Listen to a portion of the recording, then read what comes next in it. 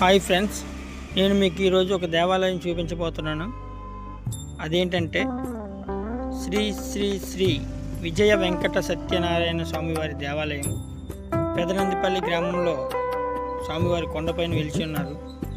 ఇక్కడికి చుట్టుపక్కల గ్రామాల నుండి సుమారు 20 గ్రామాల నుండి భక్తులు రావడం జరుగుతుంది. ఈ స్వామివారి తీర్థం చూడటానికి 10-20 కిలోమీటర్ల నుంచి కూడా నడిచి వచ్చి వెళ్ళిన రోజులు కూడా ఉన్నాయండి. చాలామంది భక్తులు కాలినడకనే వచ్చేవారు, అలాగే మళ్ళీ తిరిగి కాలినడకనే ఇంటికి వెళ్ళేవారు. చాలా అంటే చాలా ఫేమస్ అండి ఈ తీర్థం మా చుట్టుపక్కల ఏరియాకి. దేవరాపల్లి మండలంలోని పెదనందిపల్లి గ్రామం, అనకాపల్లి జిల్లా. స్వామివారికి ఉదయం నుంచే దీపదూప నైవేద్యాలతో పూజ కార్యక్రమం జరగబడుతుందండి.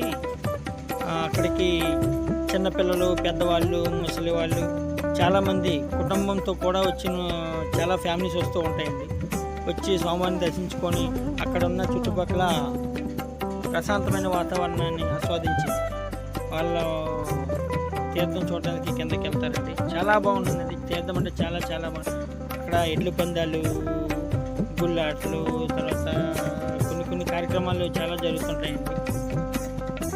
స్పెషల్గా అక్కడ భోగం పెడుతుంటారండి బుర్రకథ. చాలా ప్రతి సంవత్సరం పెడుతుంటారండి. చాలా బాగుంటుందండి. చాలా అంటే చాలా బాగుంటుంది. ప్రసాదం కౌంటర్ అండి. ప్రసాదం దగ్గర కూడా నేను ఒక 3 ప్యాకెట్లు తీసుకోవడం జరిగింది. చాలా అంటే చాలా బాగుందండి. ఇది సత్యనారాయణ స్వామివారి ప్రసాదం అండి. చాలా అంటే చాలా బాగుంది.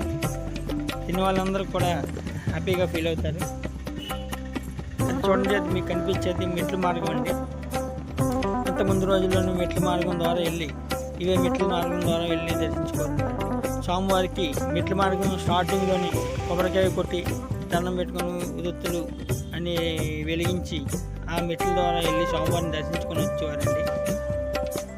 చూడండి, ఇదే ప్రోగ్రాం అండి. మీకు చెప్పింది ప్రోగ్రాం ఇదే కదా. చాలా అంటే చాలా వచ్చిన వాళ్ళందరూ కూడా చాలా చూడండి ఎంతమంది జనం ఉన్నారు. చూసి అలా చూసుకుంటూ వెళ్ళి ఇంకా తీర్థంలోకి వెళ్తారండి. చూడండి, చిన్నపిల్లల బొమ్మలు, పచ్చబొట్లు,